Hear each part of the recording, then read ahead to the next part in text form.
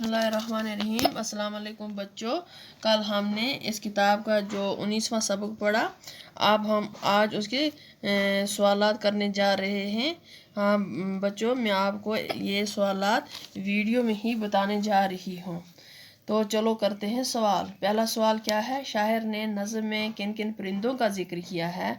जवाब है इसका बेटा, शायर ने नज़्म में चिड़िया, मैना, तोता, कोयल, बुलबुल, कुमरी और चकोर जैसे परिंदों का जिक्र किया है। सवाल नंबर 2 है बच्चों, दिलकश चमन किसको कहा गया है? जवाब है इसका, ज़रख़ैज़ ज़मीनों को दिलकश चमन कहा गया है। सवाल नंबर 3 है, फिरदौस का इस चमन पर गुमा से क्या मुराद है? इसका जवाब है बच्चों, इस मिसरे में शफीउद्दीन नेर साहब ने अपने वतन कश्मीर को फिरदौस से तशबीह देते हुए फरमाते हैं कि मेरा वतन बेहशत से कुछ कम नहीं है और ये बिलाशुबा फिरदौस जैसा ही है। सवाल नंबर 4 है इसका, इस नज़्म में हमारे वतन की क्या क्या खूबियाँ बयान की गई हैं?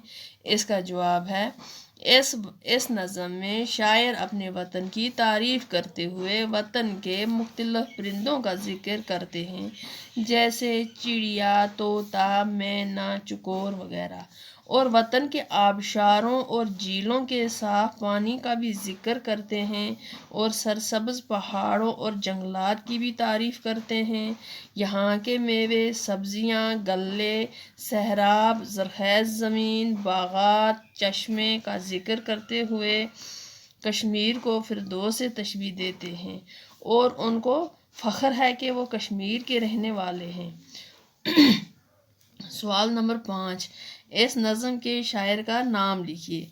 इस नज़्म के शायर का नाम शफीउद्दीन नेर हैं। सवाल नंबर 6, शायर इस नज़्म में क्या पैगाम देना चाहते हैं? जवाब है इसका, शायर इस नज़्म में वतन की मोहब्बत और वतन दोस्ती के जज्बे को उभारने का पैगाम देते हैं। हाँ बच्चों, अब सवालात हमने यहाँ कंप्लीट किए और अब इसका जो तीसरा पार्ट हम करने जा रहे हैं वो क्या है? नीचे लिखे हुए लफ्ज़ों को अपने जुमलों में इस्तेमाल कीजिए। ये 6 जुमले हैं, इनको हम जुमलों में इस्तेमाल करने जा रहे हैं। पहला जुमला है दरिया।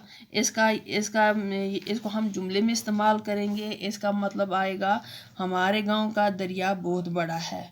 नंबर 2, पहाड़। हिमालय पहाड़ की लंबाई 2400 किलोमीटर है। नंबर 3, वतन। मैं अपने वतन से बेहद मोहब्बत करती हूँ।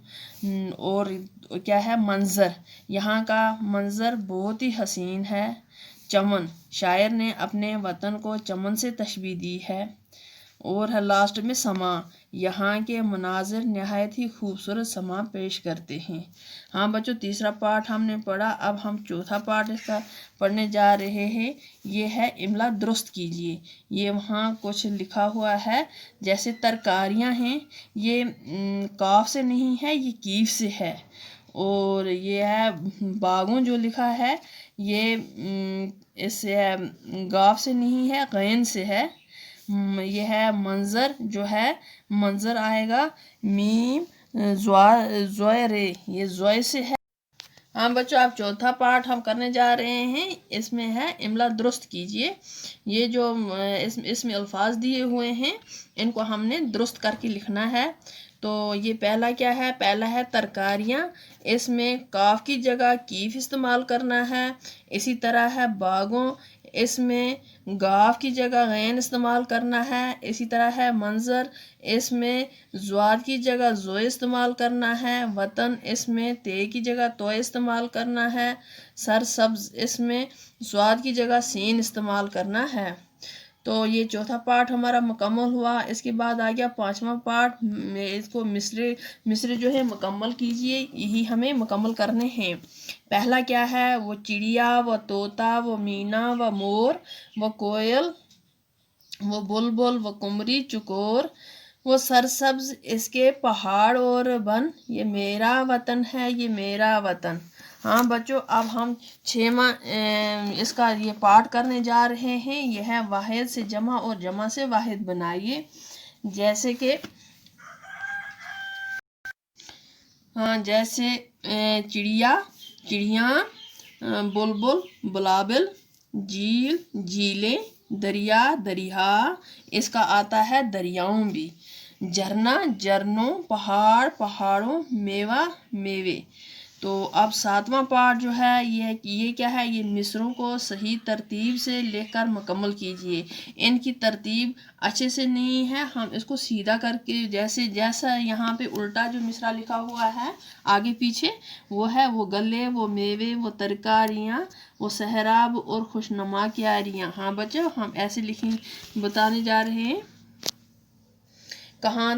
کہاں تک بیاں اس کی ہوں خوبیاں، وہ جھرنوں کا گرنا، وہ پانی کا شور، وہ سرسبز باغوں کی پھلواریاں، ہے فردوس اس چمن پر گما،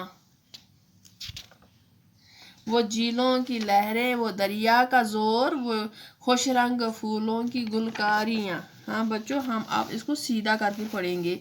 یہ ہے وہ جھیلوں کی لہریں، وہ دریا کا زور، وہ جھرنوں کا گرنا، وہ پانی کا شور، وہ گلے، وہ میوے، وہ ترکاریاں، وہ خوش رنگ پھولوں کی گلکاریاں، وہ سرسبز باغوں کی پھلواریاں، وہ سحراب اور خوشنما کیاریاں، کہاں تک یہاں اس کی ہوں خوبیاں، ہے فردوس کا اس چمن پر گما۔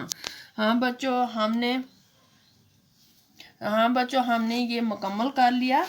تو جو اس کے یہ سبق کے سوالات تھے، تو اب اس نظم کو اچھی طرح سے زبانی یاد کرنا۔